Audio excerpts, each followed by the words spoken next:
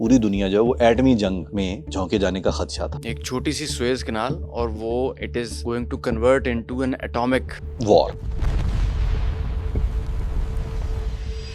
Jamal Abdul Nasir 26 जुलाई 1956 को सिकंदरिया में तकरीर कर रहे हैं लोगों के मजमे को, और वो तकरीर जो है वो रेडियो के जरिए पूरे अरब ममालिक में भी एयर की जा रही है। هل يكون الاستقلال أو التحكم الاقتصادي उस तकरीर के दौरान में उन्होंने वेस्ट को बड़ी कड़ी तनकीद का निशाना बनाया कि ये ज्यादती करते हैं, रिसोर्सेज खाते हैं वगैरह वगैरह। और एक वर्ड उन्होंने अंदर बोला जो एक कोड वर्ड था पहले से डिसाइडेड, और वो कोड वर्ड था, ये वर्ड बोलने की देर है तो रेडियो पे सुनने वाले जो दूसरी तरफ उनके फौजी साथी थे उन्होंने,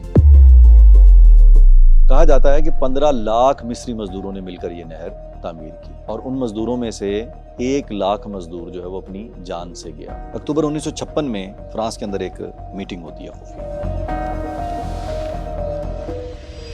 उस मीटिंग के अंदर फ्रांस के वजीर आजम, बरतानिया के वजीर खारजा और इसराइल के वजीर आजम बिन गोरियान अपने जरूरी लोगों के साथ शिरकत करते हैं। वहां बैठ के एक प्लान तैयार किया जाता है कि ये अगेन वो जो एक आफाकी कमीनगी का मुजाहरा कॉलोनियल पावर्स करती रही, ईस्ट इंडिया कंपनी वाली कहानी वो है, पेट्रो डॉलर की कहानी ये है, Exactly. सुएज कनाल की कहानी, स्क्रिप्ट इज द सेम। तसव्वुर करें 1956 का साल, मिस्र का एक लीडर अपनी एक तकरीर में एक कोडवर्ड बोलता है और सैकड़ों मीलों दूर एक फौज खड़ी एक कंपनी पर यकायक कब्जा कर लेती है, और इस एक एक्ट की वजह से पूरी दुनिया एटमी जंग के धाने पर आन खड़ी होती है। आज हम बात करेंगे सुएज कनाल क्राइसिस पर। मैं हूं जवाद अहमद और मेरे साथ मौजूद हैं Usman Raza. Welcome Usman. Thank you. Usman, इस बारे में हम बाद में बात करेंगे कि सुएज कनाल कहाँ बनी, कैसे बनी। इससे ज़्यादा इम्पोर्टेंट जो मुझे लगता है कि आखिर ये नहर बनाने की ज़रूरत पेश क्यों आई। दुनिया में 2 नहरें ऐसी हैं जो निकासी आब के लिए या फसलों को सैराब करने के लिए नहीं बनाई गई। तो ये बड़ा इंपॉर्टेंट क्वेश्चन है कि ये कैनाल बनी ही क्यों। अब तो जनरली सब लोगों को अंदाज़ा है, लेकिन उसके जो नंबर्स हैं वो बड़े इंटरेस्टिंग हैं। तसव्वुर करें कि आज से 200 साल पहले आपने कराची से लंदन जाना है बाय शिप, तो आप कराची से ट्रैवल करना शुरू करेंगे 20 नॉट्स की जो एवरेज स्पीड है उसके ऊपर, तो आपको पूरे अफ्रीका का चक्कर लगा के केप ऑफ गुड होप के ऊपर से गुजरते हुए जो आखिरी टिप बनती है सदर्न साइड पे अफ्रीका की, साउथ अफ्रीका से भी थोड़ा आगे है वो समुद्र के अंदर, उसके ऊपर से गुजरना है आपने गहरे समुद्र में से। वेस्ट अफ्रीका है, उसको क्रॉस करते हुए फिर यूरोप के एज पे पहुंचना और आप लंदन पहुंचेंगे, जिसमें आपको 30 से 35 से 40 दिन भी लग सकते हैं, जिनमें 30 दिन ट्रैवलिंग के हैं। उस दौरान में अपने रुकना है, अगर किसी जगह कहीं राशन लेना है, कोई तिजारती मामलात हैं, तो वो 40 से 45 दिन का सफर है। और यही अगर हम पानी का एक रास्ता ऐसा बनाने में कामयाब हो जाएं जो दरमियान से कनेक्ट करता हो मेडिटेरेनियन सी यानी बहिरा रोम को रेड सी से, जो बाद में अरेबियन सी से आके मिलता है, तो ये सारा फासला जो है ये रह जाएगा 10 दिन का। सिग्निफिकेंट नंबर है, यानी हाफ से भी कम रह जाएगा। तो ये वो वजह है जिसने इस बात की बुनियाद रखी कि जी यहाँ पे बहरी रास्ता होना चाहिए। और ये बहरी रास्ते का किसी को बैठे बैठे तसव्वुर नहीं आया कि हम बहिरा रोम को बहिरा अहमर से मिला दें, यानी मेडिटेरेनियन सी और रेड सी को आपस में कनेक्ट कर दिया जाए, यहाँ पे एक कैनाल हो, ऐसा नहीं है। तो जब इसी तरह जो है लंदन से, इंग्लैंड से, फ्रांस से जो अरेबियन सी का फासला था, इंडियन जो पोर्ट्स थे उनका फासला था, या आगे ऑस्ट्रेलियन पोर्ट्स का फासला था, वो इसी तरह मेजर किया जाता था कि ये पूरा डिस्टेंस जो है ये तकरीबन 7,000 से 9,000 साढ़े 9,000 किलोमीटर कम हो सकता है अगर दरमियान में से एक रास्ता बना लिया जाए। तो वो रास्ता जो है वो मेडिटेरेनियन सी को रेड सी से कनेक्ट करने वाली सुएज कैनाल की जगह बनती है।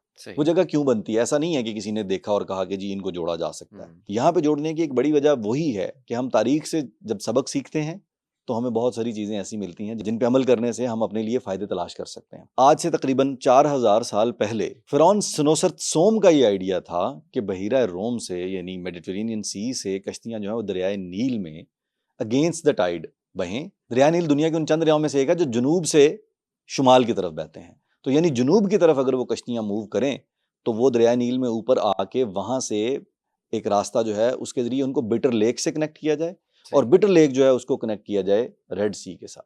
तो ये उसी आइडिया को मटेरियलाइज किया गया सुएज कैनाल बनाने के लिए। क्यों बनाने में सबसे इंपॉर्टेंट चीज जो है वो ये है कि जी तिजारत, ट्रैवलिंग, उसका टाइम कम करना, और दूसरी बात ये है कि जब आप एक कॉलोनियल एरा पूरी दुनिया में फैला हुआ हो, जब Britain, French, Italian, Spanish, Portuguese ये सब जो हैं इस चक्कर में होंगे दुनिया का माल लूटना कैसे है, तो फिर फौज को पहुंचाने के लिए, रसद को लाने के लिए, ट्रेड को कंट्रोल करने के लिए नए रास्ते और शॉर्टेस्ट रूट्स जो हैं वो उनको भी नज़र में रखना पड़ता है। और वो टाइम के साथ साथ यकीनन कॉस्ट भी बचा रही थी। यकीनी बात है कि अगर एक जहाज़ जो है उसने 8-9 हज़ार किलोमीटर फासला कम तय किया है तो वो वक्त तो बचा। वही टाइम जिसमें 2 माह में उसने 3 माह में उसने 1 चक्कर लगाना था, अब वो 3 माह के अंदर 4 चक्कर लगा सकता है या 3 चक्कर लगा सकता है सेफली। सो उसी क्रू से आप जो है वो ज़्यादा प्रोडक्टिविटी ले रहे हैं, आप ज़्यादा जल्दी माल पहुंचा रहे हैं, पेरिशेबल आइटम्स जो हैं उनको लाना ले जाना आसान, चीज़ों के ख़राब होने का खदशा कम, किसी जगह आपने हमला करने जाना है, किसी जगह से आपने फौजों को वापस लाना है तो वो वक्त बच सकता है। इस सारी कहानी के पीछे जो एक आइडिया था कोर, वो यही था कि जी वक्त कैसे बचाया जाए, इस ट्रैवल को कैसे कम किया जाए। सुएज कैनाल बनी कब और ये इतनी ही अहम क्यों है कि इसके लिए बहुत सारी जो दुनिया की सल्तनतें हैं वो जंग करने के लिए भी आमादा हो गई? जब बात ये सवाल कि जी ये बनी कब, इसमें जनरल कॉन्सेप्ट तो ये है कि जी ये 1869 में इसकी तामीर मुकम्मल हुई, which is totally wrong.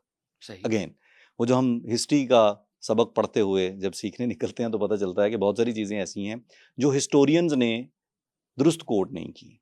For instance information यही है कि जी 1859 में इसकी तामीर का आगाज़ हुआ और 1869 में ये कंप्लीट हो गई। तो स्नोसर्फ जो है उसने ये नहर बनाने में वो कामयाब हो गया था और ट्रेड का आगाज़ भी कर लिया था। सही। सो अब देखें 4000 साल पहले जो इंसान आज से 150-200 साल पहले ये सोच रहा है कि जी यहाँ से ट्रेड होनी चाहिए, उन्होंने उस वक्त इसको डिकोड कर लिया था कि अगर वेस्ट को ईस्ट, क्योंकि उस वक्त जो है वो वेस्टर्न साइड बनती थी, जो मिस्र को जो समंदर लगता है बहरा रूम, वो वेस्टर्न साइड थी उस वक्त के वर्ल्ड के हिसाब से भी, और ईस्टर्न साइड से अगर उसे कनेक्ट करना है तो ये रूट यूज किया जा सकता है एंड ही यूज्ड इट।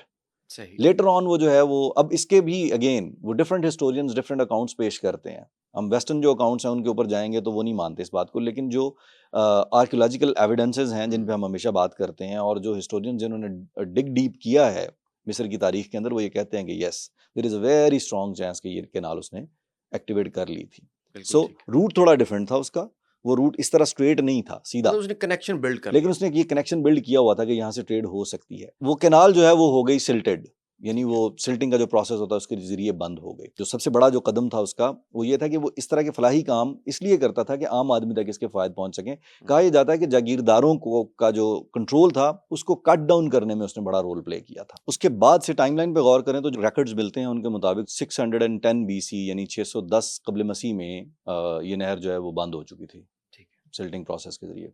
उसके बाद मुख्तलिफ टाइम पीरियड्स में 500 कब्ल मसीह में, 550 कब्ल मसीह में कोशिश की गई। मुख्तलिफ जो हुक्मरान होते थे वो ये ट्राई करते रहे कि इसको कनेक्ट दोबारा से उस तरह से किया जाए, लेकिन वो कोई एक पैच कनेक्ट कर पाया, यानी दरियाए नील को बिटर लेक से कनेक्ट कर लिया, लेकिन बिटर लेक को बहिरा अहमर से कनेक्ट नहीं कर पाए, कोई जो है वो भी कनेक्ट नहीं कर पाया। तो ये कोशिशें जारी रहीं तारीख में। जब इसमें एक और बड़ी इंटरेस्टिंग चीज़ जो है वो हमें मिलती है, क्लेओपेट्रा एक ऑक्टेवियन के अगेंस्ट लड़ते हुए जब उसे फ्ली करना पड़ा उस वॉर में से, तो वो दरियाए नील में पीछे जाते हुए उस चैनल पे जब पहुंची जो फीड करता था या वो कैनाल का पैच जो बिटर लेक्स को फीड करता था, जब उस पर पहुंची तो वो सिल्टिंग प्रोसेस की वजह से वो बंद हो चुका था।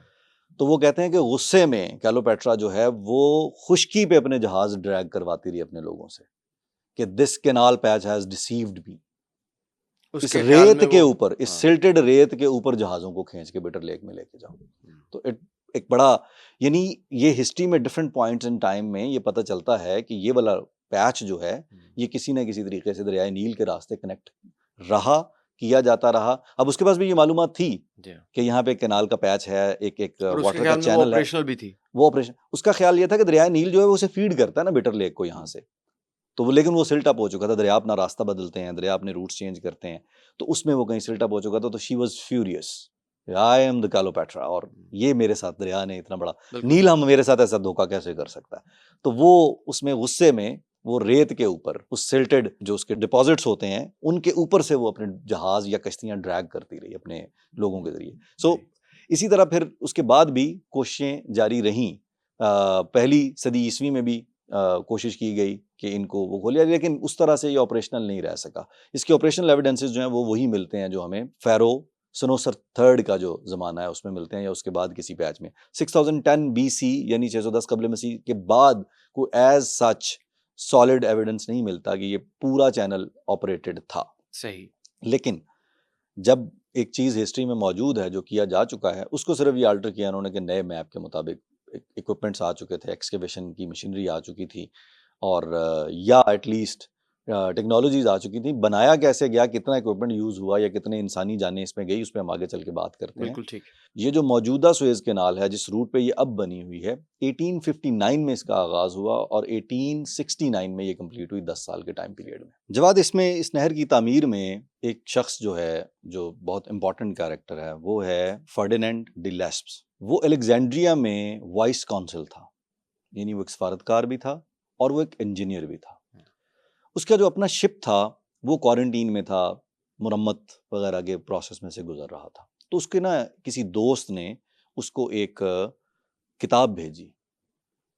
उस किताब के अंदर फ़राइन के ज़माने की जो नहर सुएज़ थी उसके बारे में उसकी हिस्ट्री दी हुई थी कि यहाँ पे एक कैनाल थी, वो बनती थी, होती थी। अब वो वेला था, यानी अपना वेट कर रहा था अपने शिप के वो मुरम्मत होने का। उसके साथ ये कहा जाता है कि प्रॉबेबली नेपोलियन बोनापार्ट के अपने हाथ से लिखा हुआ एक मेमोयर भी था कि अगर यहाँ पे नहर हो सकती थी तो देखो ज़रा क्या हो सकता है। एक अकाउंट ये है। एक अकाउंट ये कि उसके दोस्त ने कहा कि यार ये कैसा आइडिया है कि तू इंजीनियर है और यहाँ पे कभी नहर हुआ करती थी और उसके अंदर कश्तियाँ चलती थी। तो अब वो एक टाइम ऐसा था जिस जोन में मेरा ख्याल है कि वो ज़्यादा ही कुछ ईजी बैठा हुआ था, लेकिन वो आइडिया देखें लेटर ऑन कितना एक रॉ सा आइडिया जो है उसने कितनी बड़ी चीज़ बनी। और ये बात है 1832 की। तो 1832 से वो ये कहानी शुरू होती है और उसके जहन में ये आइडिया बैठ जाता है फर्डिनेंड के, जी ये अगर तब थी तो अब हो सकती है। And he was obsessed with this. इसके लिए फिर उसने जो है वो जोर लगाना शुरू किया। वो एक फ्रेंच था और वो जब उसने जोर लगाना शुरू किया कि यहाँ कैनाल बनाई जा सकती है, ये हो सकता है, वो हो सकता है, तो सबसे बड़ी मुखालफत का सामना आप अंदाजा लगाएं कहाँ से आया होगा। मिस्र के अंदर से? नहीं, बरतानिया की तरफ से। हाँ। और उसकी बड़ी वाज़ेह वजह थी कि अगर फ्रांस ये नहर बना के रूट एक और निकालने में कामयाब हो जाता तो हमारे कंट्रोल का क्या होगा।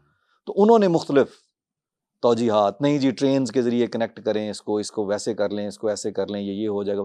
पीछे बात उसके यही थी कि भाई कंट्रोल नहीं देना हमने। देखें, सुपर पावर्स, कॉलोनियल पावर्स ज़रूर थी वो, लेकिन आपस में उनका यही था कि भाई ये आइडिया इनका नहीं होना चाहिए।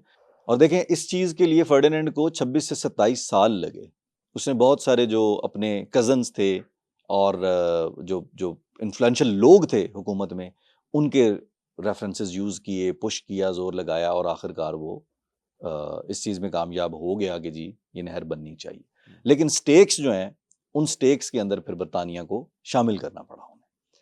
तो तामीर का आगाज़ हुआ 1859 में और 1869 में ये कंप्लीट हुई। लेकिन उसका बैकड्रॉप ये था कि ये इस तरह से आइडिया फ्लोट हुआ, यानी आइडिया जो है वो वही था जो 4000 साल पहले या उस वक्त के मुताबिक 3800 साल 3700 साल पुराना था। तो जब फर्डिनेंड ने अपनी हुकूमत को कन्विंस कर लिया, बरतानिया इसमें शामिल हो गया, तो अब मरहला था भाई जिनके इलाके से नहर निकलनी है उनसे भी तो बात की जाए, उनसे भी पूछना बनता है।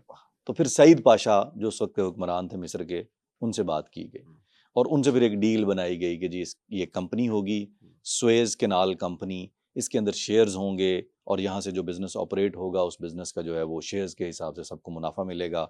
आप जो है वो इस नहर को खुदवाने में हमारी मदद करें। और अगेन वो जो एक आफाकी कमीनगी का मुजाहरा कॉलोनियल पावर्स करती रहीं, उसमें सईद पाशा को यही बताया गया कि ये नहर बनवानी चूँकि है आपके इलाके में बननी है, आप करें। तो जवाद मिस्री मज़दूरों से जबरी मजदूरी करवा के ये नहर तामीर करवाई गई। कहा जाता है कि 15 लाख मिस्री मजदूरों ने मिलकर ये नहर तामीर की और उन मजदूरों में से 1 लाख मजदूर जो है वो अपनी जान से गया। क्यों? हैज़े की वबा, बीमारियां, बुरे हालात। और जब जबरी मुशक्क़त करवाई जा रही होती है तो फिर ये नहीं देखा जाता कि कोई कहे कि मैं बीमार हूँ तो उससे यही कहा जाता है कि ये बहाना कर रहा है। वो भी एक जुल्म का चैप्टर जो है वो इसकी बुनियाद में रखा गया। लेकिन सईद पाशा ने जो है वो इसकी इजाज़त दी और फिर शेयर होल्डर्स की बुनियाद पर सुएज कैनाल कंपनी का आगाज़ हुआ। 1869 में तामीर मुकम्मल होने के बाद ऑपरेशनल कर दी गई। बिल्कुल सही। मतलब मिस्र ने ना सिर्फ इस नहर के लिए अपनी ज़मीन दी बल्कि जानें भी दी हैं इसके लिए। मिस्र के हुक्मरान ने न सिर्फ नहर बनाने की इजाज़त दी, ज़मीन दी, मज़दूर दिए और उनसे जबरी मजदूरी करवाई गई। उसके बाद जो है वो उन मजदूरों ने अपनी जान भी दी। मिस्री अवाम का तो उस पर उसी तरह हक बनता था, लेटर ऑन जाके वो प्रूव भी होता है। नहर की तामीर से पहले 1858 तक जो है वो मुख्तलिफ ये जो इकदामात थे, फ्रांस के अंदर से कैसे अप्रूव करवाया जाए, डिज़ाइन क्या होगा, फिजिबिलिटी क्या होगी, फिर बरतानिया को उसमें ऑन बोर्ड किया गया है। और दिसंबर 1858 में the universal company of the maritime canal of Suez की बुनियाद रखी गई। और सबसे जो अजीब और मज़ेदार बात है जवाद, वो ये है कि उस कंपनी के शेयर्स जो हैं वो रशिया को, अमेरिका को, इन ममालिक को भी ऑफर किए गए। अच्छा। और उन्होंने कहा जी नहीं, हमने इस वेंचर में हिस्सा नहीं लेना, मौज करें आप। नतीजतन मिस्र को फोर्स किया गया कि आप फ्रांस से कर्जा लें। देखें, वाह। भारी सूद पे फ्रांस से कर्जा लें, उस कर्जे से ये जो शेयर्स नहीं बिक रहे ये खरीदें। This is how colonial powers used to work. जवाद 28 मिलियन फ्रैंक्स का कर्जा जबरी दिया गया भारी सूद पे, और उस कर्जे से वो जो शेयर्स थे वो मिस्र को खरीदवाए गए। लेटर ऑन हुआ ये कि उन शेयर्स की बुनियाद पे मिस्र तकरीबन आधी सुएज कैनाल जो कंपनी थी उसके आधी का मालिक तो मिस्र बन गया, लेकिन एक बहुत बड़ा फाइनेंशियल ट्रैप जो है उसके अंदर वो आ गया। लोन लिया हुआ है, वो लोन भी उतारना है, इस बिजनेस का इंप्रूव होना भी बहुत इंपॉर्टेंट है। तो इतनी चालाकी से जो है वो फ्रेंच और ब्रिटिशर्स जो हैं उन्होंने उन्हीं की नहर, उन्हीं के मजदूरों की जानों पे खेल के, उन्हीं से खुदवा के, उन्हीं को कर्जा दे के उन्हीं को शेयर बेच दिए। तो ये एक ट्रैप था। कमाल मकारी है। वैसे हमने पिछले एपिसोड में जिक्र किया था ना कि ईस्ट इंडिया कंपनी जो है उसको जब लिक्विडेट किया गया तो उसके शेयर्स के पैसे किसने अदा किए थे। यहाँ पे मिस्रियों के साथ भी वही हुआ। ईस्ट इंडिया कंपनी वाली कहानी वो है, पेट्रो डॉलर की कहानी ये है, सुएज कैनाल की कहानी, स्क्रिप्ट इज द सेम। यही हमारा सफर है जवाद कि ये जो पैटर्न्स हैं, इन पैटर्न्स को रीड करते हुए हम कुछ सीख सकें और हमारे देखने वाले सुनने वाले भी कुछ सीख सकें। एक economic crisis kind of circle जो है वो मिस्र उसके अंदर उतर गया। तो सईद पाशा जो है उसके बाद नहर की तामीर मुकम्मल हो गई, उसको ऑपरेशनल भी किया गया, लेकिन सईद पाशा के बाद जो है वो सईद पाशा का नेफ्यू इस्माइल पाशा जो है वो मिस्र का हुक्मरान बना। उन भाई साहब ने 1875 तक अपनी फजूल खर्चियाँ, अय्याशियाँ और जो अपने बुरे डिसीजंस थे उनके ज़रिए बिल्कुल जो है वो मिस्र की इकोनॉमी का बेड़ा गर्क कर दिया। ये लोन्स या ये बर्डन अपनी जगह था, वो अपना एक और उन्होंने रास्ता खोला हुआ था कि ये भी होना चाहिए, वो भी होना चाहिए। तो मिस्र दिवालिया होने वाला था। उस दिवालिया होने से बचने के लिए मजबूरी में जो 44% शेयर्स थे इस कंपनी के सुएज कैनाल, ये शेयर्स बरतानिया को बेचे गए 40 लाख पाउंड में, और इकोनॉमी जो है उसको किसी हद तक महफूज रख लिया गया। अब नहर मिस्र के अंदर से बह रही है, बनाई मिस्री मजदूरों ने है। मिस्र ने फ्रांस से कर्जा लेके जो है सूद पे उसके शेयर्स खरीदे हैं, और वो शेयर्स जो हैं वो दोबारा थोड़े से पैसों में सारे के सारे जो बरतानिया के पास चले गए हैं, और मिस्रियों का या मिस्री हुकूमत का नहर से कोई लेना देना नहीं। वाह। इन पेपर्स। तो 1875 तक ये हो चुका था, और उसके बाद जो है वो नहर ऑपरेट होने, नहर के बनते ही 2-3 और चीज़ों ने भी जो है वो रोल प्ले किया। जो प्रोजेक्शंस थी कि ये आते ही इतनी बड़ी तब्दीली आ जाएगी और सारी ट्रेड जो यहाँ से शुरू हो जाएगी, और वैसा हुआ नहीं। आगाज़ के 2-3 सालों में उसकी ट्रैफिक का फ्लो वो नहीं था।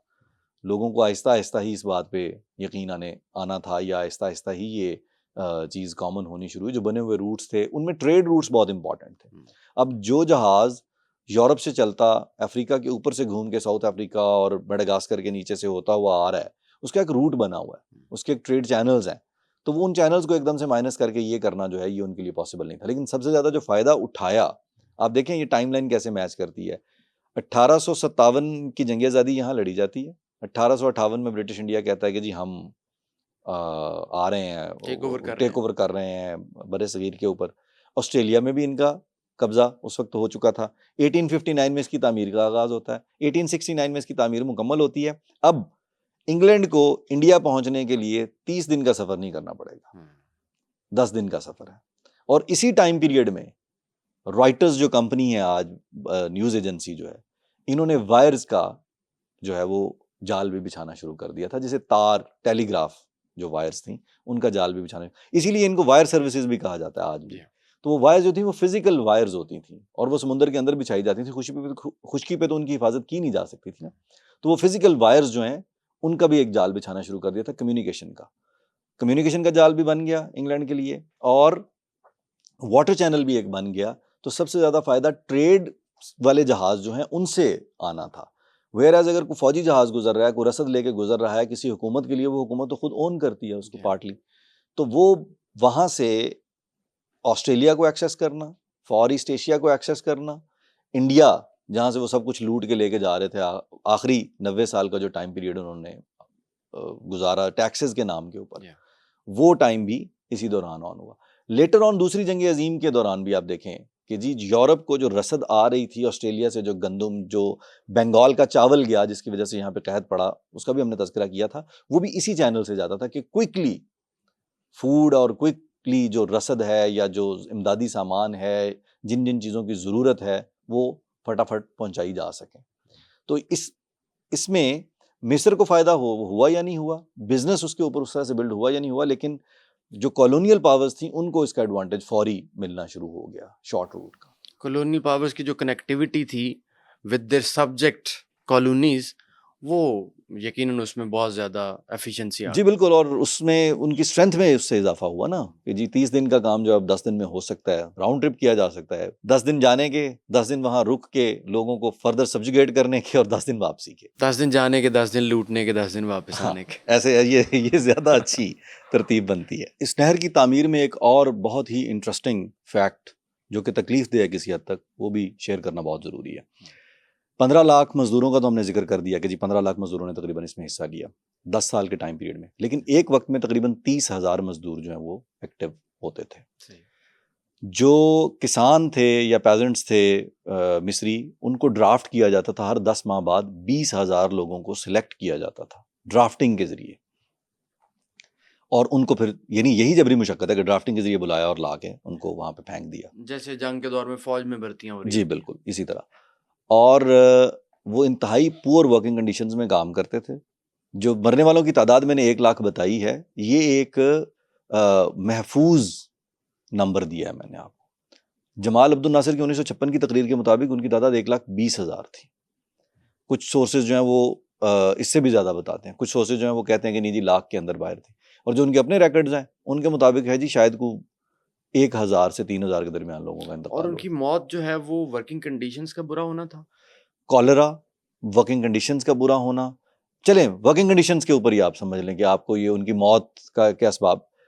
193 किलोमीटर लंबी नहर बनाने के लिए जो इक्विपमेंट कितना एक होना चाहिए? यकीनन इट्स अ बिग प्रोजेक्ट, उसके लिए बहुत ज्यादा इक्विपमेंट चाहिए। उस पूरे प्रोजेक्ट के ऊपर सिर्फ 2 ट्रैक्टर्स थे जो प्रोजेक्ट के, सिर्फ 2 ट्रैक्टर्स जो प्रोजेक्ट के आगाज से पहले दिए गए। प्रैक्टिकली 190-93 किलोमीटर लंबी नहर प्रैक्टिकली हाथ से खोदी गई है। फिर लोग कम मरे हैं मेरे ख्याल में।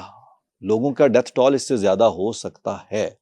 अगर 15 लाख मजदूरों ने 10 साल के टाइम पीरियड में काम किया है और उनकी वर्किंग कंडीशंस भी पुअर हैं, उनको पूरी खुराक भी नहीं मिल रही है, उनका ख्याल रखने वाला meaning medical facilities, social security, इस तरह की कोई चीज़ भी नहीं थी, और मजबूर करके उनको फोर्स किया जा रहा है, और वहाँ पे वबाएं फूट जाएं तो फिर ये मरने वालों की तादाद इससे ज़्यादा भी हो सकती है। तो ये एक बड़ा इंपॉर्टेंट फैक्ट है। तारीख हमेशा पॉलिटिकल रही है, पॉलिटिकल इस तरह रही है कि जो विनर है उसने अपने अल्फाज में लिख देना। ये पॉइंट कभी किसी ने फाइंड आउट नहीं किया। जब जमाल अब्दुल नासिर ताकत में आया तो उसने बताया कि 1,20,000 लोग मरे हैं, उससे पहले कभी किसी ने जिक्र भी नहीं किया। और आज तक लोगों को जनरली नहीं पता कि इस नहर की तामीर में किसी तरह की कोई मशीनरी, कोई सपोर्ट दी नहीं गई, ये प्रैक्टिकली लोगों ने अपने हाथों से खोदी है। दूसरी तरफ जवाब, इस नहर की खुदाई जहां जहां से होती जा रही थी उसकी दोनों तरफ 2 मुख्तलिफ दुनियाएं थी, अलग अलग दुनिया। नहर का एक पैच जो है वो खोदा जा रहा है, उसकी एक तरफ कहवा खाने हैं, कॉफ़ी शॉप्स हैं, बार्स हैं, होटल्स हैं, जहाँ पे हुक्मरान तबका, ब्रिटिश इंजीनियर्स, फ्रेंच इंजीनियर्स, जो कंपनी के मालिकान हैं वो लोग, उनको रन करने वाले वो बैठे। और दूसरी तरफ एक बिल्कुल अलग दुनिया जिसमें मज़दूर जो हैं वो वबाएं फूटते माहौल के अंदर जो है वो रात को, दिन भर वो मजदूरी करते हैं और रात को वो उन कैंप्स में पड़े हैं कि जो उनको मेडिकल फैसिलिटीज़ तक नहीं है मुयस्सर। तो ये एक बहुत ही कंट्रास्टिंग व्यू है। अगर हम आज से पौने 200 साल पीछे ट्रैवल करके जाएं तो हम जाके देखेंगे कि जी अगर नहर सुएज के दरमियान में खड़ा होकर बंदा देखे तो दाएं और बाएं दोनों तरफ अलग अलग 2 जो है वो दुनियाएं नजर आएंगी। तो ये था इसका पूरा तामीर का सिलसिला या इसके बनने की कंडीशंस और जो जो कुछ वहाँ पे हुआ। तो आज तो हम सुएज कैनाल का जो है वो वर्ड बोलते हैं और बात होती है ट्रेड की, कंट्रोल की, पानी की, पॉलिटिक्स की, लेकिन उसके पीछे ये जो एक रेड चैप्टर है इस पे बहुत कम बात होती है। बिल्कुल ऐसा ही है। मेरा ख्याल है कि जैसे आपने जिक्र किया कि हिस्ट्री हमेशा पॉलिटिकल रही है, हिस्ट्री का जो ह्यूमन एंगल है उस पर बहुत कम लोग बात करते हैं। नहर की तामीर जो है वो मुकम्मल होती है 1869 में। इससे जुड़ा हुआ एक बड़ा इंटरेस्टिंग फैक्ट और भी है, और वो ये है कि इधर अफ्रीका, मिस्र और इस पेनिनसुला में, इस खित्ते में ये हो रहा है। अमेरिका के अंदर 1869 वाज द ईयर जब American transcontinental rail road project जो है वो मुकम्मल होकर एक्टिवेट होता है। आप अंदाज़ा करें कि वो एक साल 1869 जो है वो किस तरह इंपॉर्टेंट है कि जी दो ट्रांसपोर्टेशन के मेजर मीन्स जो है वो एक्टिवेट हुए दुनिया में, और वो भी दो डिफरेंट कॉन्टिनेंट्स में। यानी ग्लोबल इकोनॉमी और ग्लोबल ट्रेड के अंदर कितने एक साल के अंदर अंदर एकदम से वो कंप्लीटली रेवोल्यूशनाइज हो गई कि जी उधर ट्रेन के जरिए एक कोने से दूसरे कोने तक पहुंचना। अमेरिका बहुत बड़ा है और वो ट्रांसकॉन्टिनेंटल जो उनका रेल रोड प्रोजेक्ट था उसने कनेक्ट किया उस पूरे सिस्टम को, और इधर जो है वो 10,000 किलोमीटर का फासला जो है वो ख़त्म कर लिया इन्होंने नहर एक्टिवेट करके। तो ये एक बड़ा इंटरेस्टिंग फैक्ट है कि ये दोनों चीज़ें एक ही वक्त में हुई। तो 1869 एज ए ईयर इस वजह से बहुत इंपॉर्टेंट है वर्ल्ड ट्रेड और ट्रांसपोर्टेशन के प्रोसेस में। तो 1875 में वो शेयर्स जो हैं वो बरतानिया ने ख़रीद लिए। अब सबसे बड़ा स्टेक होल्डर जो है सुएज कैनाल प्रोजेक्ट का वो है बरतानिया, शेयर होल्डर भी सबसे बड़ा वो है।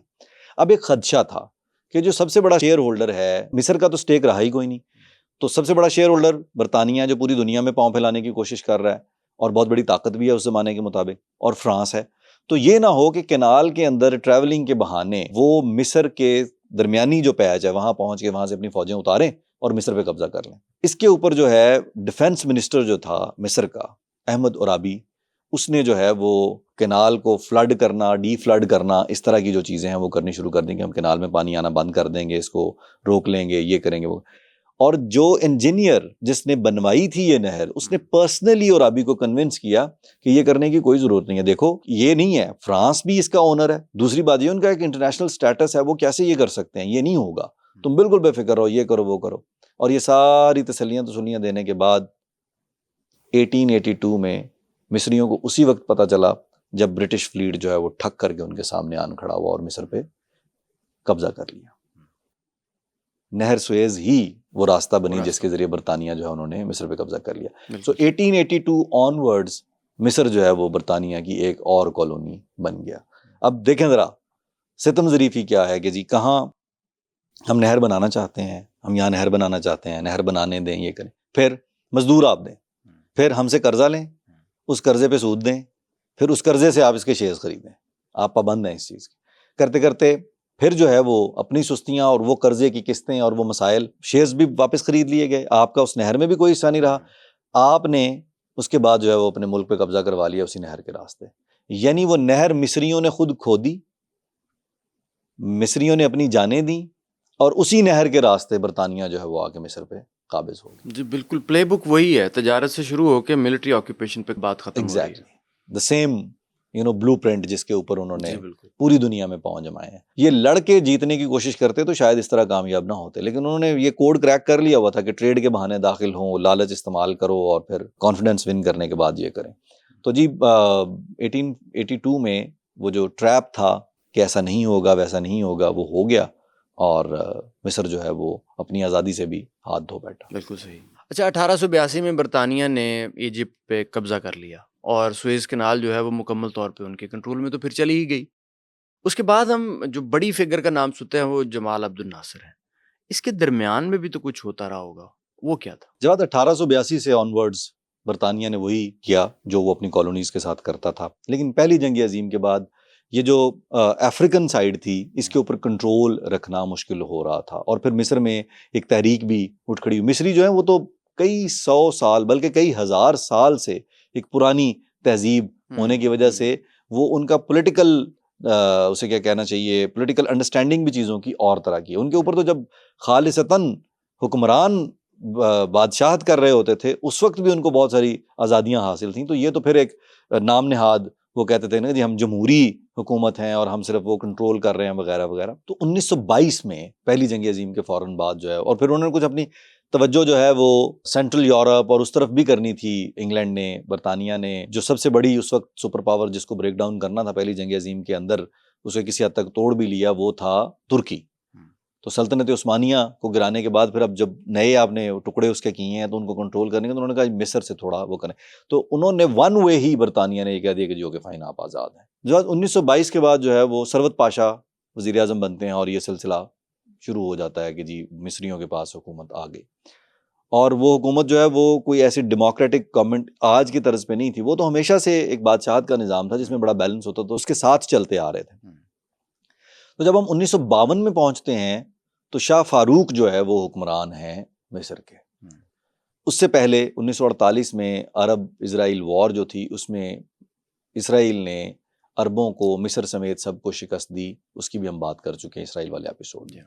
उस शिकस्त के बाद जो है वो हालात इस तरह बदले कि नंबर 1, मिस्र ने जो इक्विपमेंट बाय किया हुआ था दूसरी जंग अजीम के फौरन बाद वो फॉल्टी था सारे का सारा। अमेरिका ने जो उनको इक्विपमेंट बेचा वो फॉल्टी था, वो उस तरह से दिफा ना कर पाए या इसराइल के साथ उस तरह से लड़ ना पाए। तो जो फौजी थे और जो जवान थे, यंग ब्लड जो था, वो बहुत ज़्यादा इस बात पे गुस्से में था कि हमारे जो हुकूमत है, जो हमारा हुक्मरान है, इसने हमारे साथ किया धोखा, कि हमें जो है वो हाथ पांव बांध के फेंक दिया, उस तरह ये नहीं हुआ वो नहीं हुआ, तो ये फैसले गलत हुए हैं। तो उन्होंने फिर बगावत की। तो 1952 में शाह फारूक को निकाल बाहर किया गया और पहले जो है वो सबसे जनरल मोहम्मद नजीब को मिस्र का सदर बनाया गया। सही। लेकिन असल जो ब्रेन था इस सारी कैलकुलेशन के पीछे वो थे जमाल अब्दुल नासिर।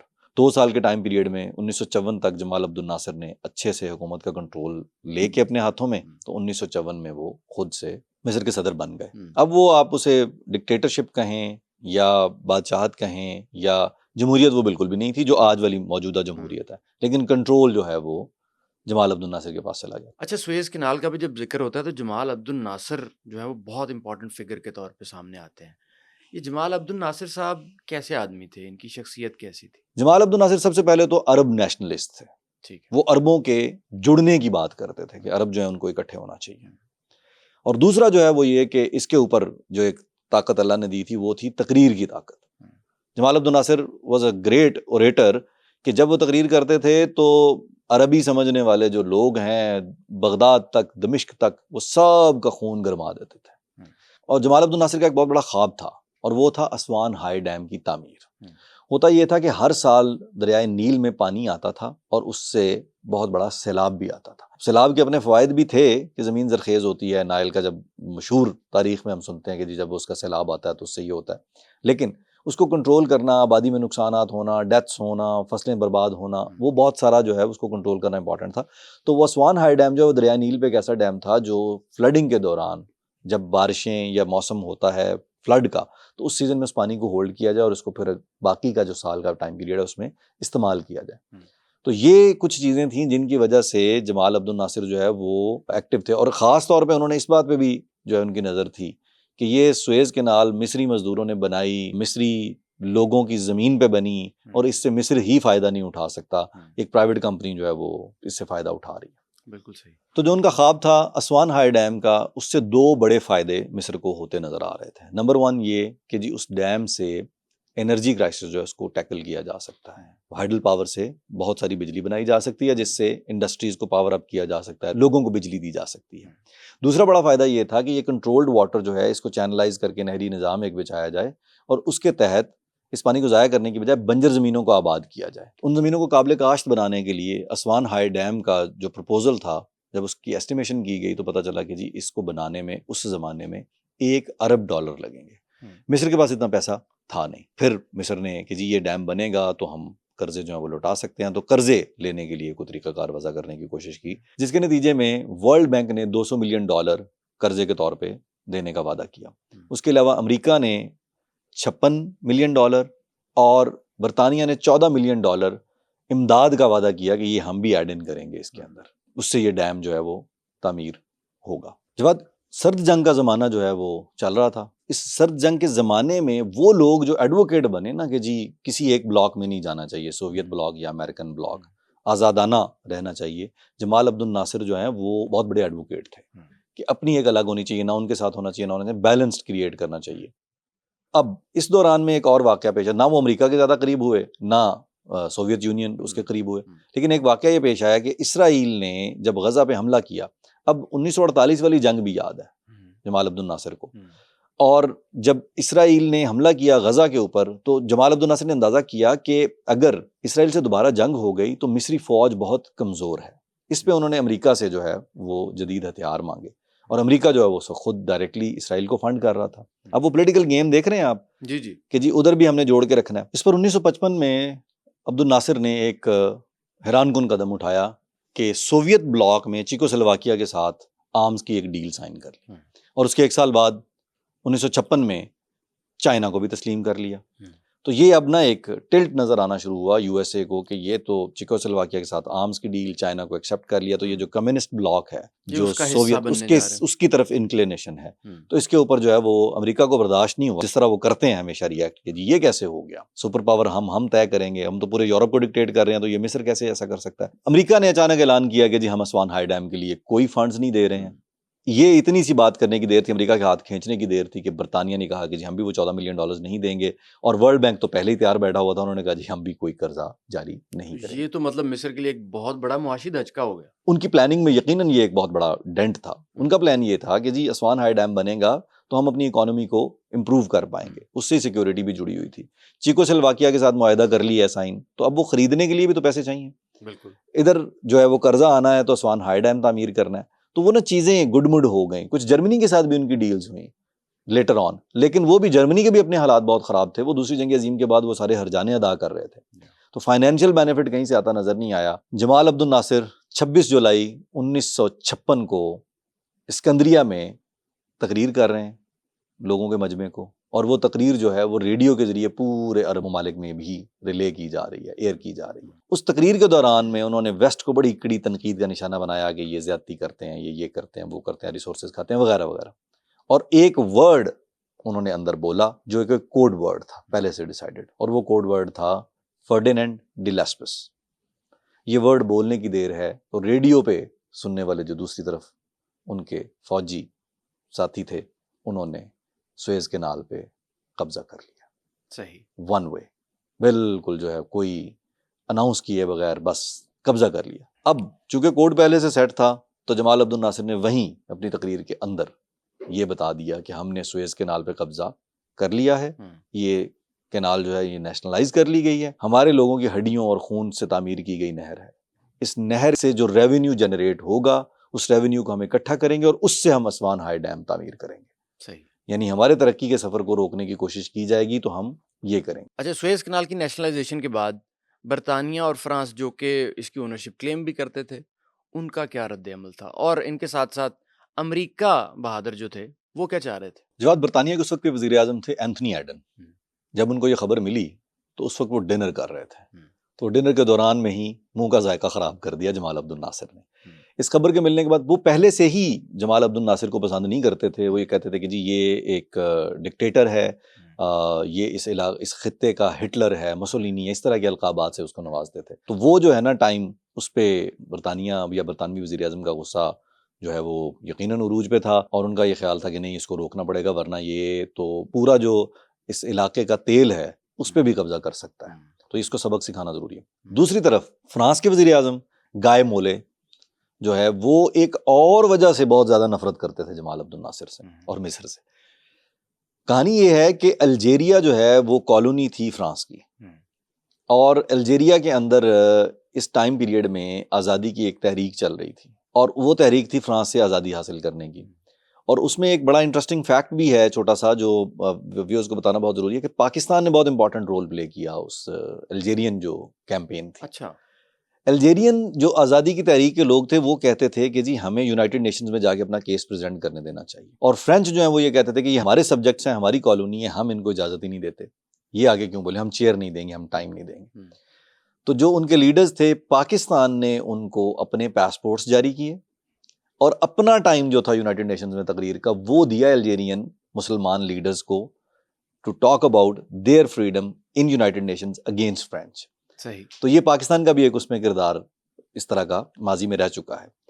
और वो बड़ा क्रेडिट करते हैं अल्जीरियंस इस बात पे। इसी तरह बाकी मुस्लिम ममालिक भी सपोर्ट कर रहे थे। तो जमाल अब्दुल नासिर से नफरत की वजह गाय मोले या फ्रेंच जो गवर्नमेंट थी उसकी ये थी कि ये खामोशी से साथ अल्जीरिया लगता है, मोरक्को और अल्जीरिया, तो ये अलजायर को फंड करते हैं, ट्रेनिंग देते हैं, फौजी मदद देते हैं और वो हमारे खिलाफ लड़ते हैं। तो इस बुनियाद पे उधर बरतानिया जो है उसको फिक्र हो गई मिडिल ईस्ट के ऑयल की, प्लस अल्जीरिया वाला गुस्सा भी। तो ये इकट्ठा होकर उन्होंने तय किया कि अब हम मिस्र को नहीं छोड़ेंगे, मिस्र पे हमला होगा। और वैसे भी Jamal Abdul Nasir in general imperialist जो फोर्सेस हैं उनके तो वो खिलाफ ही थे। वो बड़े लाउड थे इस मुआबात में कि जी वो इनके अगेंस्ट थे। लेकिन जंग का फैसला करना, जमाल अब्दुल नासिर लफ्जों से हमला करते थे। सुएज पे कब्जा किया, सुएज कैनाल पे, तो वो इस बुनियाद पे किया कि जी ये तो हमारा राइट है, आपने हमें हर तरफ से बंद कर दिया है, तो अब हमने भी तो सांस लेना है। लेकिन वैसे उन्होंने कभी ये जो इंपीरियल पावर्स थी इनको डायरेक्टली उस तरह से अटैक नहीं किया फिजिकली। अल्जीरिया को फिर आज़ादी भी मिल गई 1962 में। He was a loud personality about imperial powers and these colonial powers. तो जवाब इसलिए जब ये सब हुआ तो बरतानिया और फ्रांस जो है उन्होंने मिल के मिस्र पे हमला करने का इरादा बांध लिया। जंग का फैसला तो उन्होंने कर लिया, लेकिन बैनुल अक़वामी कवानीन के मुताबिक उनके पास कोई जवाज तो मौजूद नहीं था। अक्टूबर 1956 में फ्रांस के अंदर एक मीटिंग होती है खुफिया। उस मीटिंग के अंदर फ्रांस के वजीर आजम, बरतानिया के वजीर खारजा और इसराइल के वजीर आजम बिन गोरियान अपने ज़रूरी लोगों के साथ शिरकत करते हैं। वहाँ बैठ के एक प्लान तैयार किया जाता है कि ये किया कैसे जाएगा, होगा ये। इसराइल के अपने भी मसाइल थे जी बिल्कुल, 48 में भी लड़ चुके थे। अब इन्होंने स्ट्रेट ऑफ तिरान में दाखिला बंद किया हुआ था इसराइली जहाज़ों का। फिर जो है वो मिस्र का जो इलाका था सहराए सीना का, वहाँ से फ़लस्तीनी जो हैं वो इसराइल पे हमले भी करते थे। तो वो उन्होंने अपना एक बनाया हुआ था स्कोर। तो अब बहाना ये बना, तरतीब ये बनी कि जी इसराइली फ़ौजें जो है वो सुएज़ कैनाल तक पहुँचेंगी और दूसरी तरफ जो है वो इसराइल एक कमज़ोर कंपैरेटिवली फ़ौज है तो उनको हम सपोर्ट करेंगे। तो ये सुएज़ कैनाल के ऊपर जब ये जंग शुरू हो जाएगी तो हम पीस की परमिशन के तौर पे फ्रांस और बरतानिया जो वो इस जंग में कूदेंगे और वो कहेंगे कि जी बस लड़ाई नहीं करेगा कोई भी, दोनों साइड की जो फौजें हैं वो सुएज़ कैनाल से 10-10 मील पीछे हट जाएं। सही। फिर मिस्र कहेगा कि जी ये तो हमारा अपना इलाका है, हम क्यों इससे 10 मील पीछे हटें, सुएज़ कैनाल तो मिस्र के अंदर बनी हुई है। बिल्कुल। तो इस बात को हम बहाना बनाएंगे कि जी देखें हम पीस चाह रहे हैं, ये पीस करने नहीं दे रहे, पकड़ो इनको मारो। इस बहाने से हम उन पे हमला करेंगे और सुएज़ कैनाल जो है उस पर भी कब्जा कर लेंगे और फिर मिस्र को भी सबक सिखाया जाएगा। ये वो प्लान था जिसके ऊपर उन्होंने उसी महीने के आखिर में 29 अक्टूबर 1956 को अमल दरामद कर दिया। सही। पैराट्रूपर्स उतरने शुरू हुए और इसराइली टैंक जो है उन्होंने सहराए सीना को क्रॉस करते हुए मिस्र पर हमला कर दिया। इसराइल ने अपने इस हमले का नाम रखा ऑपरेशन कादेश और बिल्कुल प्लानिंग के मुताबिक 30 अक्टूबर 1956 को बरतानिया और फ्रांस ने दोनों साइडों को अल्टीमेटम जारी किया कि जी आप फौरी तौर पे जो है वो रुक जाएं और ये कर दें कि हम पीस कीपिंग के लिए हम आ रहे हैं। मिस्र ने वो प्लान जो है वो मुस्तरद किया और फ्रांस और बरतानिया जो है उन्होंने फिजाई हमले शुरू कर दिए मिस्र के ऊपर और उस ऑपरेशन को नाम दिया उन्होंने ऑपरेशन मस्केटियर।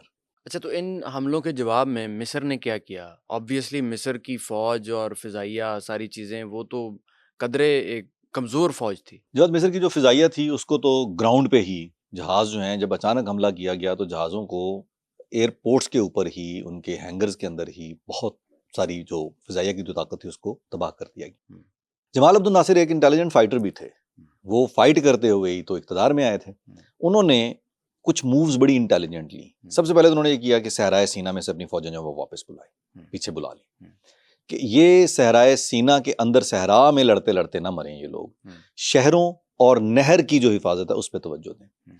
दूसरा काम जो उन्होंने किया जिसने सबको बौखला के रख दिया वो ये था कि उन्होंने रेत, बजरी और पत्थर के भरे हुए जहाज सुएज कैनाल के अंदर ला के उनको वहां पर डुबो दिया, नहर काइंड ऑफ प्रैक्टिकली बंद कर दी उन्होंने। सही। इससे एक जो है वो बरतानिया, फ्रांस, इसराइल इनको भी वो एक धचका लगा कि ये तो हमने बिल्कुल भी एंटीसिपेट नहीं किया था। अब उनकी बारी थी मूव लेने की, तो वो हिफाजत शहरों की या नहर की अपने तय कर रहे थे, दिफा की कोशिश कर रहे थे, लेकिन इस तरह के टैक्टिक्स के जरिए भी वो उनको होल्ड करने की कोशिश में लगे हुए थे। दूसरा जो कदम उन्होंने एक इंटेलिजेंट मूव ली वो ये ली कि 40 से ज़्यादा पत्थरों और सीमेंट से भरे हुए जहाज जो हैं उनको नहर सुएज के अंदर डुबो दिया। उनके डुबोए जाने से नहर सुएज का जो ऑपरेशनल पैच था वो बंद हो गया। वो नहर जिसके ऊपर कब्जा लेने के लिए फ्रांस, बरतानिया, इसराइल को साथ लेके हमलावर हुए तो उन्होंने वो नहर ही बंद कर दी। उसका पूरी दुनिया की तिजारत उससे मुतासिर होनी शुरू हुई। तो वो इस तरह करके अपना दिफा कर रहे थे। फिर उन्होंने पैराट्रूपर्स उतारने शुरू किए पोर्ट सईद में। लोग जो है वो गलियों में निकल के उनसे लड़ना शुरू हुए, फ्रांसीसी बरतानवी जो पैराट्रूपर्स थे उनके साथ। और बहुत सारे लोग जो सिटीजन्स हैं वो शहीद भी हुए, मिस्री फौजी भी मारे गए। जो फौजी ताकत थी मिस्र की को बहुत ज़्यादा वो नहीं थी मुकाबला करने लायक, लेकिन दिफा के लिए वो और जो लोग थे, जब वो मिस्री अवाम भी साथ मिली उनके, तो उसके नतीजे में किसी हद तक वो जो उनका अटैक का जो पावर थी उसको कंट्रोल करने में खासी हद तक कामयाब रहे। अच्छा, इस हमले के दौरान जो दो और बड़ी ताकतें थीं, यूएसएसआर और अमेरिका, उनका क्या किरदार था? जवाद, बरतानिया और फ्रांस को 100% यकीन था कि हम तो एलाइज हैं अमेरिका के साथ, हम तो एक टीम से खेलते आ रहे हैं दूसरी जंग अजीम से, तो अमेरिका हमारा साथ देगा ही देगा। लेकिन न सिर्फ अमेरिका ने साथ नहीं दिया बल्कि शदीद गुस्से का इजहार किया। ये तो यकीनन बड़ी सरप्राइजिंग बात है। और उसकी वजह क्या रही? उसकी एक वजह यह थी कि बरतानिया और फ्रांस ने इस सारे मामले में अमेरिका को पहले एतमाद में नहीं लिया, अमेरिका को बताया नहीं गया। सो यूएसए फेल्ट डिसीव्ड, नंबर 1। चलें, इस बात को भी वो किया जा सकता है नज़रअंदाज। दूसरी जो वजह थी वो ये थी कि सोवियत यूनियन उस वक्त बुदापेस्ट में एक हंगेरियन अपराइजिंग जो है उससे नबरदाजमा थे, लड़ रहे थे, बाकायदा फाइट हो रही थी, ताकत का इस्तेमाल करके उनको क्रश करने की कोशिश की जा रही थी। इसके ऊपर अमेरिका उन पर बड़ी तनकीद कर रहा था। और ये जैसे ही ये वाक़या पेश आया तो सोवियत यूनियन ने फौरी तौर पे ये शोर मचाना शुरू कर दिया कि हमें क्या कहते हो, ये तुम्हारे एलाइज देखो क्या कर रहे हैं, ये नहीं नजर आते तुम लोगों को। अब इसका भी कुछ जवाब देना, उस वक्त बाइपोलर वर्ल्ड था, उस वक्त तो सोवियत यूनियन का ये हाल नहीं था जो आज है। तो अमेरिका जो है वो थोड़ा सा इस पे भी बैकफुट पे गया। तीसरी वजह ये थी कि अमेरिका जो है वो अंदर से कहीं ना कहीं ये चाहता था कि बरतानिया और फ्रांस जो है ना, इन्होंने क्या तमाशा लगा रखा है, ये जो एक क्लासिक कॉलोनियल स्टाइल है ना इनका कंट्रोल करने का चीज़ों को, ये नहीं चलेगा। एक तो ये अच्छी बात नहीं है। क्यों? क्योंकि अमेरिका के अंदर जो डेमोक्रेटिक स्ट्रक्चर था उसमें वो जवाब देना पड़ता था। लोग फिर कहते थे कि जी आपके एलाइज ये क्या कहते हैं। इसी से जुड़ी एक और बात जो है वो ये है कि अमेरिका असल में ये चाहता था कि ये बाकी मेरे साथ साथ जो यहाँ पे अफसर लगे हुए हैं, ये सारे अफसर अब जाएं घरों को, बदमाशी करूंगा मैं इस खित्ते में। सोवियत यूनियन का बाद में देखा जाएगा, सबसे पहले ये बरतानिया और फ्रांस का बंदोबस्त होना चाहिए। ये होंगी 4 वजूहात। 5वीं वजह ये थी कि यूएसए नहीं चाहता था कि बरतानिया और फ्रांस के इस एक्ट की वजह से जो अरब मुमालिक हैं ये सोवियत ब्लॉक की तरफ इनका रुझान हो जाए कि यार ये तो ठीक बात नहीं है, ये तो बदमाशी कर रहे हैं एलाइज मिलके हमारे साथ। तो यहाँ पे भी उनको रोकना, इसलिए भी अमेरिका गुस्से में था। और छठी वजह ये थी कि अगर इस वक्त मैंने बरतानिया और फ्रांस को यहाँ न रोका तो मुझे इस खित्ते में अफ्रीका, एशिया, यूरोप का ये जो बनता है एक पूरा जोन, इसके अंदर मुझे इकोनॉमिक सुपरमेसी नहीं मिलेगी। ये कंट्रोल ले गए तो ये इकोनॉमिकली तगड़े रहेंगे और उनका तगड़े होना अमेरिका को समझ नहीं आता था। दोस्ती देखें अपनी जगह, लेकिन वो अपने टारगेट्स में गए। सो टू मी ये 5, 6, 7 रीजंस जो हैं इन्होंने बहुत इंपॉर्टेंट रोल प्ले किया। और अमेरिका ने बाकायदा गुस्से का इजहार नहीं किया, सिर्फ अमेरिका ने बाकायदा इस जंग को फिर रुकवाया। तो अमेरिका का गुस्सा जो है वो उसके पीछे ये सारी रीजन जो हैं ये कार फरमा थी। और जवाद, इसके साथ एक चीज़ और हो चुकी थी, वो ये थी कि निकिता ख्रुश्चेव जो रूसी लीडर थे, उन्होंने तो धमकियों की ये हद कर दी थी कि अगर अमेरिका और उसके हामियों ने ये हमला बंद ना किया तो हम पेरिस और लंदन के ऊपर एटमी हमले कर देंगे। अच्छा, तो ये एक और ऐसी इंडिकेशन थी कि मिस्र पे हमला करना, अफ्रीका के कोने पे एक मुल्क पे हमला करने के नतीजे में पूरी दुनिया जो है वो एटमी जंग में झोंके जाने का खदशा था। और वो एटॉमिक इवेंट जो है वो एक नहीं था, फिर ये एक तीसरी आलमी जंग जो है वो लग जाती। और 2 जंगें पहले लोग देख चुके थे, एटम बॉम्ब के जो है वो हिरोशिमा नागासाकी के वाक़यात देख चुके थे। तो ये एक बहुत बड़ा अलर्ट था for the world, for USA specially. तो इस क्राइसिस को खत्म करने के लिए अमेरिका ने प्रैक्टिकली क्या किया? क्या उन्होंने फौजें भेजने की धमकी दी? अमेरिकी सदर थे उस वक्त आइजनहावर, उन्होंने इस दफ़ा फौजें भेजने का फैसला नहीं किया। उन्होंने एक और टूल जो है वो यूज़ किया और वो था इकोनॉमिक पावर। उन्होंने अपने एलाइज और जो यहाँ के लोग थे उनको इस्तेमाल में लाए वो, और अरबों ने जो है वो पाइपलाइंस उड़ा दी, सप्लाई की, तेल की सप्लाई देनी बंद कर दी गई। बाकायदा बरतानिया की जो इकोनॉमी थी उसकी कमर तोड़ के रख दी अमेरिका ने वहाँ बैठे बैठे। और पाउंड्स लोगों के पास जो थे वो तेज़ी से बिकने शुरू हो गए, उसकी कदर बड़ी तेज़ी से नीचे गिरी। और उसके नतीजे में IMF के पास गया बरतानिया कि हमें कर्ज चाहिए अपनी इकोनॉमी को संभाला देने के लिए। और IMF जो इंटरनेशनल मॉनेटरी फंड, उसने अमेरिका की मर्जी के बगैर तो कुछ देना नहीं था, तो बाकायदा जो है वो वहाँ से इनकार का सामना करना पड़ा बरतानिया। इमेजिन करें आप कि अमेरिका IMF को रोक रहा है बरतानिया को कर्जा जारी करने से। ये दोस्ती ताकत का ये आलम है। दोस्ती का ये आलम और ताकत का ये खेल। जी हाँ। आइजनहावर ने न सिर्फ इनकार किया बल्कि अमेरिका ने ये धमकी दी कि अगर बरतानिया ने अपनी फौजें वापस ना निकाली तो हमारे पास जितने बरतानवी बॉन्ड्स हैं पड़े हुए वो हम ओपन मार्केट में सेल कर देंगे, जिसके नतीजे में क्या होगा कि बरतानवी इकोनॉमी जो है वो बिल्कुल तबाह हो क्रैश कर जाएगी, जाएगी। मुकम्मल तौर पे क्रैश कर जाएगी और बरतानिया दिवालिया हो जाएगा। तो फिर इस धमकी का नतीजा क्या निकला? नतीजा ये निकला कि उस वक्त के बरतानवी वजीर खजाना हैरोल्ड मैकमिलन ने एंथनी एडन को ये बताया कि भाई अगर ये जंग हमने फौरन न रोकी तो अगले चंद दिनों के अंदर अंदर हमारे तमाम ज़र मुबादला के ज़खायर और गोल्ड जो है वो कंज्यूम हो जाएगा और हमारे पास कोई रास्ता नहीं रहेगा सिवाय इसके कि बरतानिया को दिवालिया कर दिया जाए। जिसके नतीजे में जंग के 7वें-8वें रोज़ 6 नवंबर 1956 को सीज़ फायर का ऐलान भी कर दिया गया। सही। तो ये जंग जो है सुएज कैनाल के ऊपर एक तकरीबन तीसरी आलमी जंग लगते लगते एक एटॉमिक जो है इवेंट बनते बनते 7-8 दिन के अंदर अंदर वो जंग जो है वो समेटी गई। बिल्कुल उसमें सही। हुआ ये कि फिर फौजें जो हैं वो इसराइल ने फौरी तौर पे अपनी फौजें वापस नहीं लीं, कुछ और चीज़ें मिस्र के साथ तय पाई उस सीज़ फायर के दौरान में कि जी आप सहराए सीना को डीमिलिटराइज्ड जोन के तौर पे रखेंगे। लेकिन 1956 का वो जो क्राइसिस है उसके बाद से सुएज कैनाल जो है वो मिस्र की उसको ऑपरेट करता है, उसकी अपनी ट्रेड की जो पॉलिसीज हैं उनके मुताबिक लेके चलता है। अच्छा, अगर मैं गलत नहीं तो यही वो इवेंट था जिसके रद्द-ए-अमल में अक़वाम मुत्तहिदा के पीस कीपिंग मिशंस का भी आगाज़ हुआ। जवाद ये वाकई में वही बहरान है कि जिसके नतीजे में यूनाइटेड नेशंस के जो पीस कीपिंग मिशन हैं उनका पहला मिशन वहाँ रवाना किया। हुआ ये कि कनाडा के जो सेक्रेटरी ऑफ स्टेट थे यानी वजीर खारजा लेस्टर बी पियर्सन, उन्होंने एक प्रपोजल दिया कि अक़वाम मुत्तहिदा जो है वो दोनों साइडों की फौजें, इसराइल की फौज ऑन ग्राउंड तो इसराइल की फौज और मिस्र की फौज थी, इनके दरमियान में एक इंटरनेशनल फोर्स जो सारे ममालिक से लोगों को इकट्ठा करके बनाई जाए और वो उस पीस कीपिंग मिशन के तौर पे तमाम दुनिया के जो ममालिक हैं वो किरदार अदा करें, यूनाइटेड नेशंस के मेंबर कंट्रीज, और वो फौज इन दोनों फौजों के दरमियान में जाके खड़ी हो जाए। उससे एक शील्ड क्रिएट होगी, दोनों तरफ के लोग अक़वाम मुत्तहिदा की जो फौज है उसका एहतराम करते हुए ये जंग बंद हो जाएगी। और ऐसा ही हुआ। इस फैसले पे, इस आइडिया के ऊपर later on Lester B Pearson को अमन का जो नोबेल प्राइज़ है वो भी दिया गया। तो ये वाकई में यूनाइटेड नेशंस की जो पीस फोर्सेस हैं उनका ये पहला मिशन था और उन्होंने इस जंग के दरमियान रोल प्ले किया, दोनों फौजों के दरमियान में सुएज कैनाल के ऊपर जो है वो दो तरफा चार्ज लेके कि जी अब कोई आपस में झगड़ेगा नहीं। सही। अच्छा, इस क्राइसिस के लॉन्ग टर्म इम्पैक्ट्स क्या थे? जवाद, इस क्राइसिस के नतीजे में 20वीं सदी के दूसरे हाफ में जो है वो इवेंट्स ने इस तरह से मोड़ लिया कि बहुत सारी चीज़ें तब्दील हो गई। सबसे पहला नतीजा तो ये निकला कि जी बरतानिया जो है वो किसी तरह की कोई सुपर पावर नहीं रहा। वो एक कॉलोनियल पावर से 40s में दूसरी जंग अजीम के बाद सब कॉन्टिनेंट से भी निकल, यहाँ से भी निकल, वहाँ से भी निकल, लेकिन ये जो 1956 था ये डिसाइसिव मोमेंट था कि नो मोर। सो बरतानिया जो है वो एक सुपर पावर के तौर पे उनका किरदार मुकम्मल तौर पे ख़त्म हो गया। और सुपर पावर तो छोड़, सल्तनत बरतानिया का जो एक कॉन्सेप्ट था ना, यूनाइटेड किंगडम, वो ग्रेट ब्रिटेन, वो सारा कॉन्सेप्ट जो है वो यहाँ पे वो मोमेंट था कि वो तय पा गया कि जी नो मोर। दूसरा ये हुआ कि नई सुपर पावर कौन है, तो उस वक्त दो नई सुपर पावर्स फिर सरफेस हुई। बरतानिया out of picture, France out of picture, तो it is USA and Soviet Union. तो ये उस जमाने में इस क्राइसिस के फौरन बाद दूसरा ये बड़ी तब्दीली आई, ये नतीजा निकला इसका।